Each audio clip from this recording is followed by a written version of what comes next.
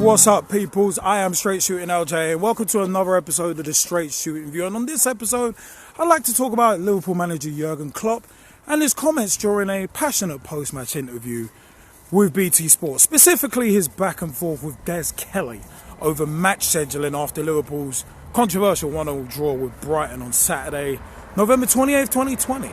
Now, in regards to Klopp's comments, I think managers have every right to swipe at BT and Sky Sports, as matches are often rearranged for TV and the Premier League lets them do it because of the huge money involved. Now, some may say Liverpool as a club with these comments from Klopp are making a rod for their own backs or making it an us v them when it comes to the media, but really and truly it's been some of us versus the media since Hillsborough, if you want to go back that far. But the Premier League are actually the ones who need to be mindful, in my view, as we're one of the bigger drawing clubs in the league. And as we saw in the 90s and early noughties with Man United, if you're that big, you can pretty much get away with saying almost anything. And the Premier League, for me, have made this bed. And the Premier League clearly sit on the side of the TV companies, as they let the broadcasters move stuff around all the time, with no regard for the fans or the clubs. And this isn't even a new issue, unfortunately.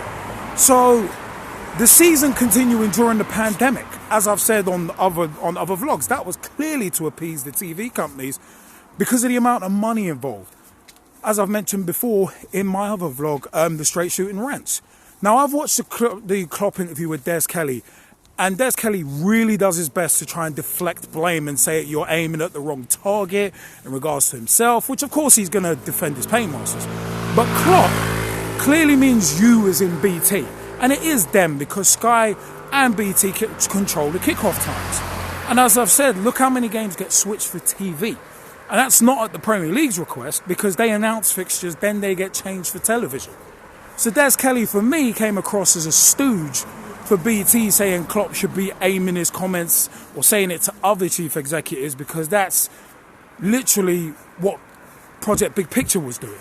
And at the end of the day, it is one of them ones where it shows their arrogance as BT. And Klopp was also spot on for me about making subs to save the players, because subs don't stop from injuries. It's all about helping cope with the fallout from the tight schedule, and that's where muscle injuries this season are stemming from.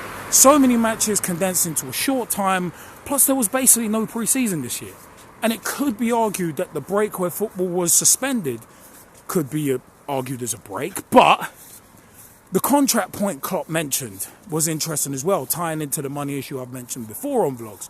And the broadcasters want their pound of flesh, and they're always going to get it due to contractual obligations. So, as I said, Klopp clearly wasn't going at Des Kelly personally, but he seemed to take it that way, and he kept trying to deflect blame from BT to the Premier League, then to club chief executives, then to the contracts, and you notice that he never once admits that broadcasters are part of the problem. And for me, Klopp has every right to say what he said, and I don't agree with him necessarily throwing Chris Wilder specifically under the bus, as I don't think you need to name and shame those who aren't doing things that work in the best interest of the game, such as voting for 5 subs instead of 3, because other leagues do it, so why aren't we? I mean, for me, it's like the decision to shorten the transfer window. I mean, it put the Premier League at a disadvantage in comparison to other leagues, because just like not having a Christmas break puts us at a disadvantage. And to me, Klopp saying the broadcasters don't really care about the players is spot on, and I think is the bottom line, because the media are always going to poke and prod and push to try and get a Kevin Keegan 1996 style reaction out of someone, because they know it sells, and they know that they can sell headlines based on sound bites, and people won't look at the context of how did it get to that point, why did it get to that point, and what was said leading up to that. People are not going to look at that kind of context. And as I've said before in other places, where it's like, we have never lived in an age where there's been more access to information but more lazy people.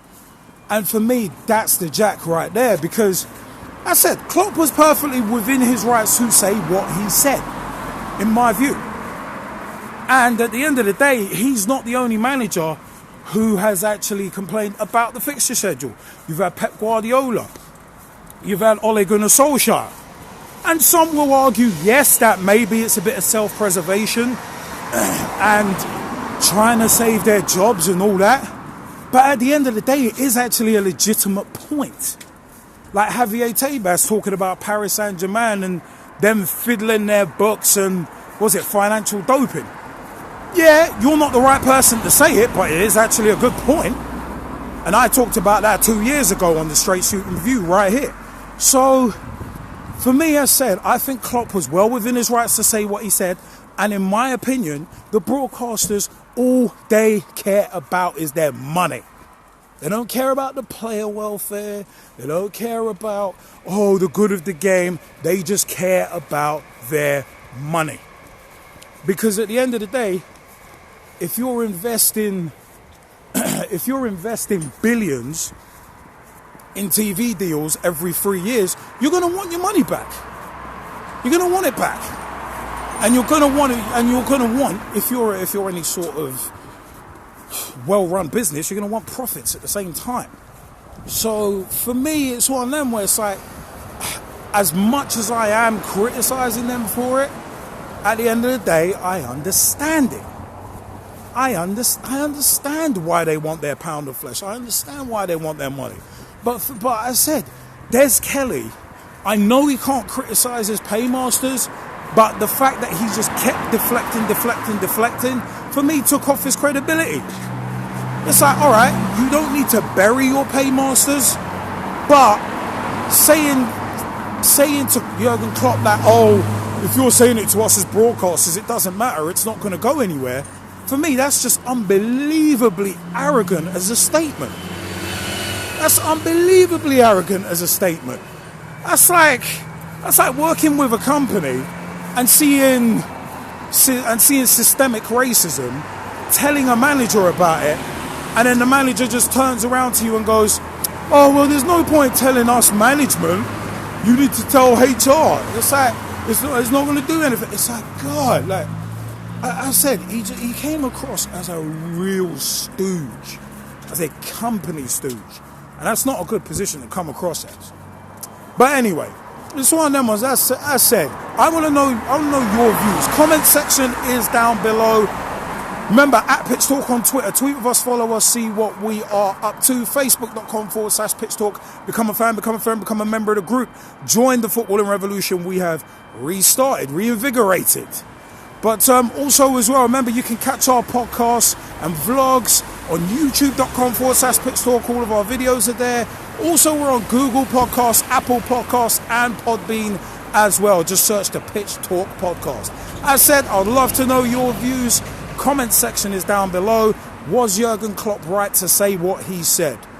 That's the jack, and that's the simple question, and I think he was. I've been Straight Shootin LJA, and I'll see you next time on the Straight Shootin View.